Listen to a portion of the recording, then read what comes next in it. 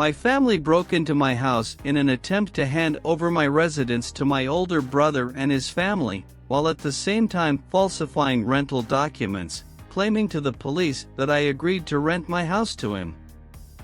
However, I did not take this lying down, as I involved the police and presented evidence that they were lying, threatening to file charges if they did not leave my house. Here's what happened.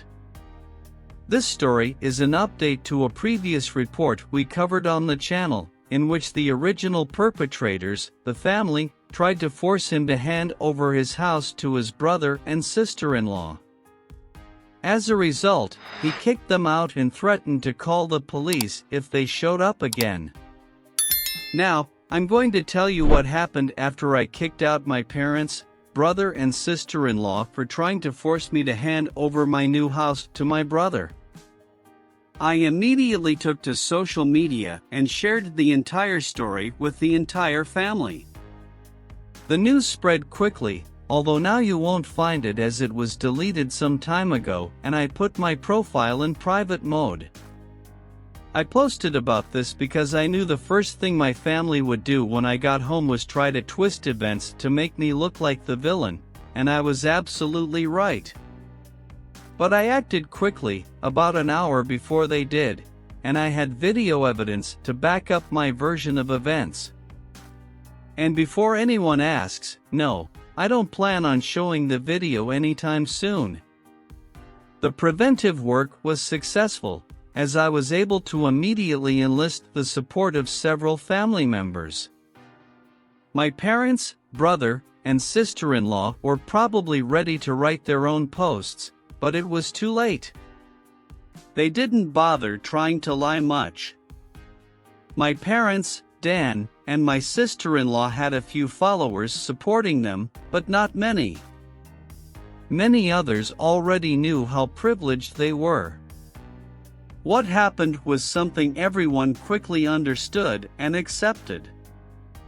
There was one person in particular who called me. I don't know who it was, but he complained that I was a horrible brother and needed to make way for a real head of the family or something.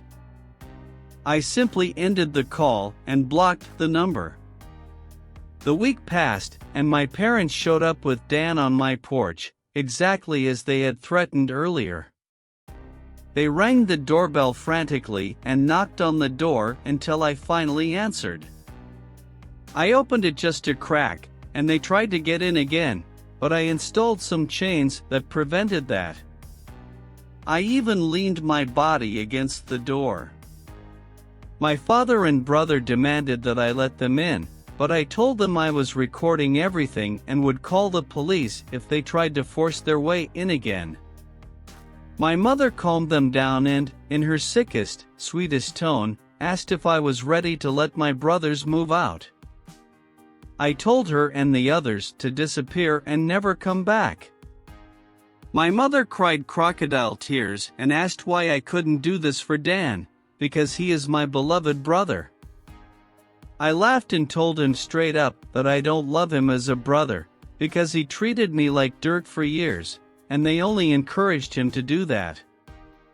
They are terrible parents, and he is a terrible brother. So I asked him to leave or I would call the police immediately. Surprisingly, everyone left except for my mother crying loudly and the others giving me dirty looks. You could say that making them go away was surprisingly easy. I thought the whole mess was over, but maybe I should have taken it seriously, as they had other stupid plans. I came home later that week, on Friday night, to find a moving truck and my brother's minivan parked in my driveway. It was Dan and his family, transporting belongings. He just waved at me with a terrible smile when he saw me. I was furious and told him and the rest of the family to stop, but my sister-in-law arrogantly said that like it or not, they were moving. In the most false way possible, tilting her head and pursing her lips, she said that everything was fine because my mother allowed it, and that I should always listen to what my mother said. I was boiling with anger just hearing those words and looking at her ugly and arrogant face. I locked myself in my truck and called the police immediately. When they realized what I was doing, my sister-in-law started banging on my window, yelling at me to stop, saying I couldn't do that to her because she and Dan needed the house. She cried, asking why I couldn't just do this for Dan, and I replied, "Forget Dan, it's my house, not his." Then she threatened to scratch the side of my truck unless I stopped calling the police. All the 911 operator heard was due to the window being slightly open. I told my sister-in-law that if she damaged my truck I would sue her, and she was smart enough to back off when the police arrived. Dan and my sister-in-law, along with their children, locked themselves in my house. I told the officers what had happened, as well as showing them my new driver's license, which had my current address on it. When we went to my front door, I saw that they changed the lock, and the old lock was on the porch, with the center drilled out, and the drill they used was right next to it, with a full set of tools from Harbor Freight. I pointed out the broken lock and drill and then gave the police a rundown of all the events that had happened before. Well, I think Dan called our parents at some point after I got home, because they showed up while I was talking to the cops. My parents immediately lied and started saying that I had agreed to rent my house to my brother and his family. I said it was a lie easily provable one way or another. Then Dan and my sister-in-law finally walked out of my house with some papers in hand, looking surprisingly smug, as if they had somehow tricked me. In fact, they had drawn up and printed a fake rental agreement, but my signature was not on it. There was a signature, but it looked nothing like my handwriting. I don't think any of them have ever seen my signature, so this was incredibly stupid of them. I told my parents and Dan that this was a blatantly stupid fraud, and if the cops investigated, they would find out easily.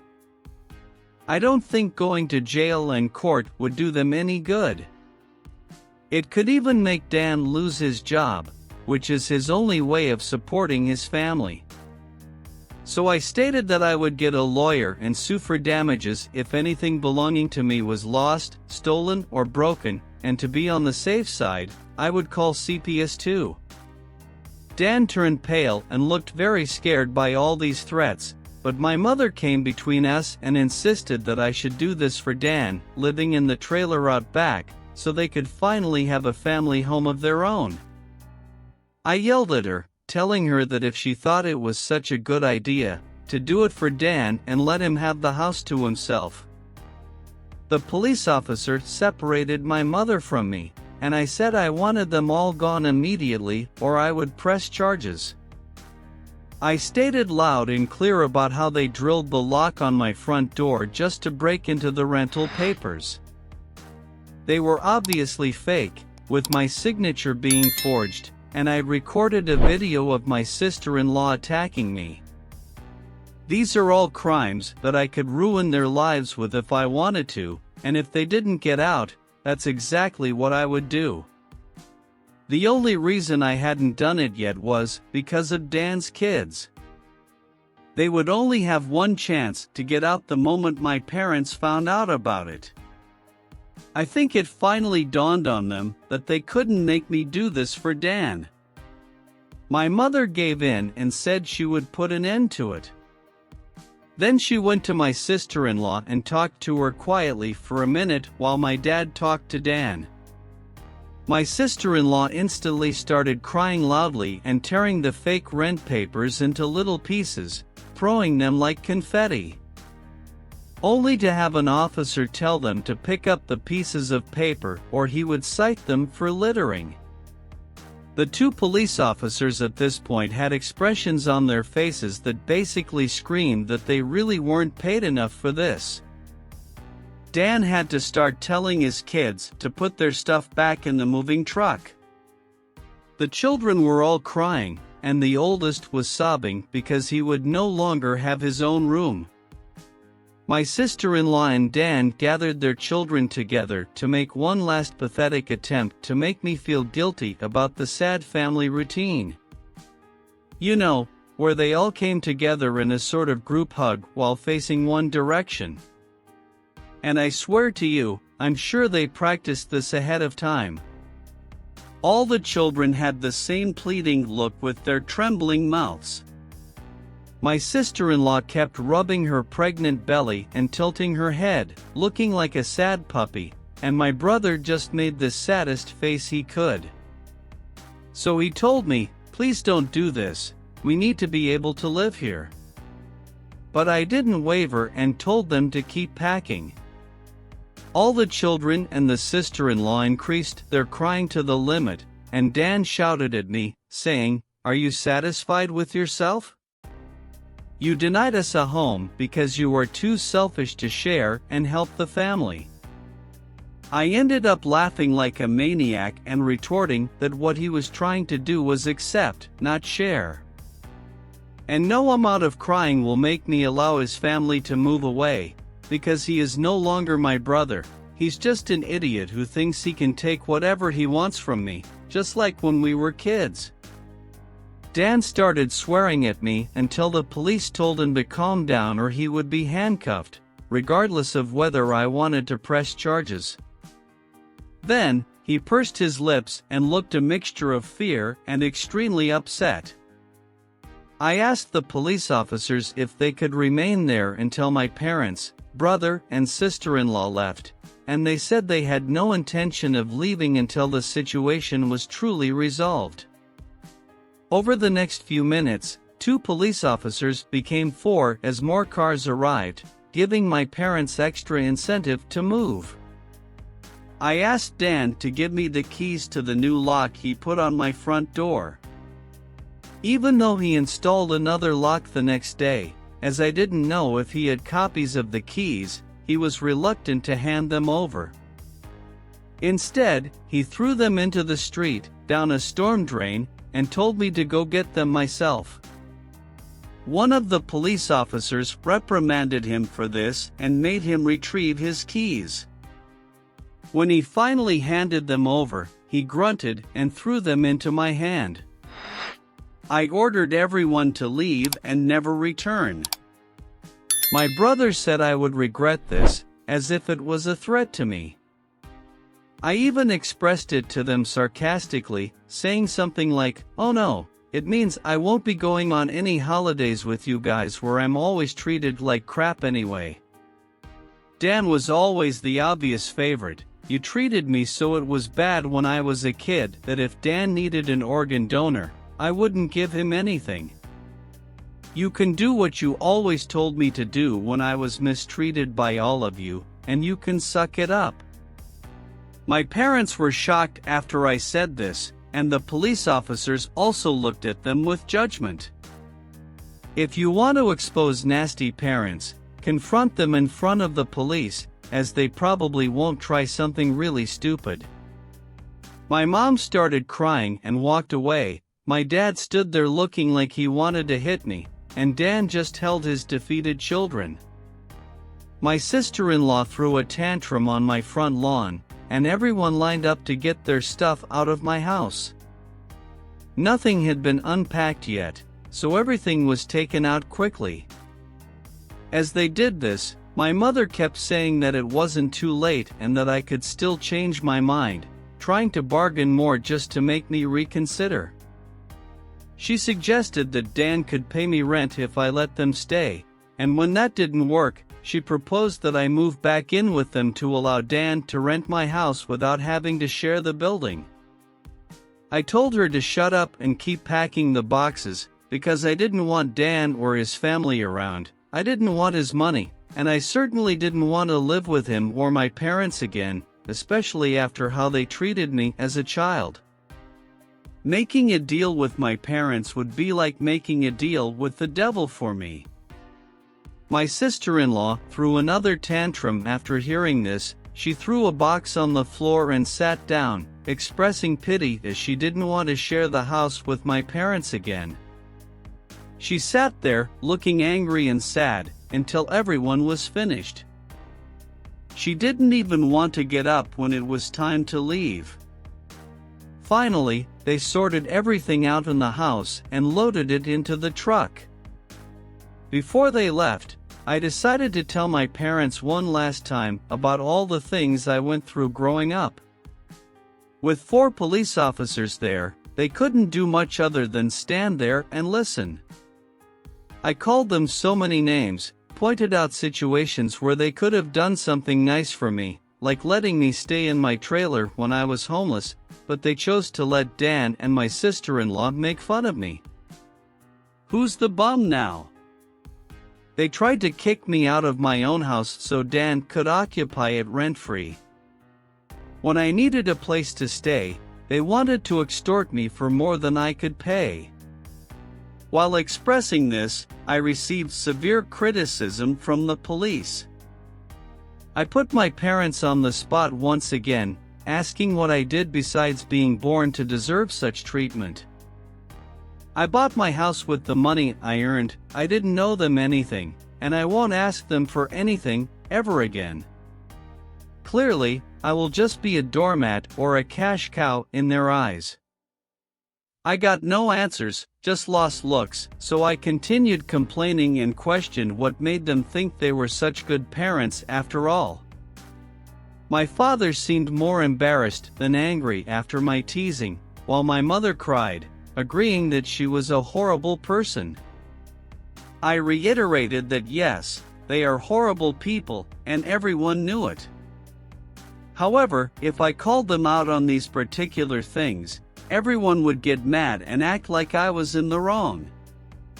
They would continue to deny it, because it had been a long time since these behaviors became part of who they were. My mother buried her face in my father's jacket to cry, and he looked more defeated than I'd ever seen him in my life. Dan and his family completely avoided me when they finished loading everything back into the moving truck. I made sure nothing of mine was stolen, everyone returned to their vehicles, and my sister-in-law was giving me dirty looks the entire time. As soon as everyone left, I came back online and told them everything about what happened. My parents were embarrassed, and although the family was divided before this incident, now the balance has tipped in my favor. Almost all of my family took my side, and those who didn't simply aren't on anyone's side. No matter how much my parents tried to say they did everything for Dan before, no one listened to them anymore. Any remaining family support they had has officially disappeared. My side ended up aligning with me, including the former flying monkeys, so I think they finally had enough at that time. I decided to offer to host half the family next Christmas Eve in my new home. As expected, my parents were not invited. Surprisingly, I wasn't blocked from my brother's or sister-in-law's profiles. I saw that my sister-in-law had her 4th child in early November. They still reside with my parents, and I'm sure they knew I was watching.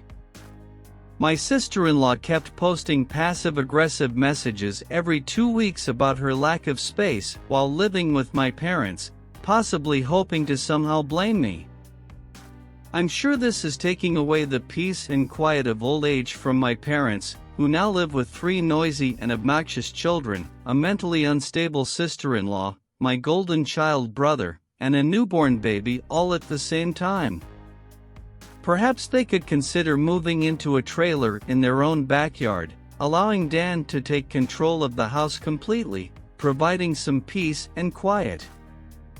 As I reflect on this, I realize there's a strong possibility they were willing to do this for Dan. This story is completely insane. The fact that this individual went through all of this turmoil at the expense of his family is absolutely shocking. There is no other way to describe it. The actions of these people, such as cutting a keyhole and forging documents just to try to move, have reached a new level of criminal activity. Honestly, if anyone liked this situation, I'm the fool in the story. If this narrative appeals to you, you will probably enjoy my podcast, where I discuss these situations more and share personal experiences. Check out the link below in the description. Furthermore, my mother made a scene at a restaurant we were at, claiming that the order was made wrong and thus embarrassing us both in the process. Here's what happened. Although the next event occurred more than 30 years ago, my mother still brings up this episode from time to time, citing it as demonstrating my supposed inability to defend myself as well as refusal to support her. For context, when I was younger, I was always small and underweight, measuring just 5 feet 1 inch in high school, and never weighing more than 130 pounds. My mother, on the other hand, has always struggled with her weight, weighing around 200 pounds despite her above-average height. We went out to eat almost every week, but I was required to order a kid's meal until I was 15. When I grew too big for that, I still had to share my meal, on the grounds that we were smaller than other children our age. When I turned 19 and joined the army, I gained weight, but my mother continued to exercise control over my food choices. The story takes place when I reached about 142 pounds. I had just left the army and spent several years adjusting to eating full portions of adult food. I was visiting my parents, and they took me out to eat. When we got to the restaurant, my mom asked me if I wanted to share some fajitas. I looked at the menu and saw that they offered a plate of fajitas for 2. I agreed. Although my mother was born in the United States, she moved to Mexico at a young age before returning to the US as an adult. Her English has a strong accent and is sometimes not grammatically correct.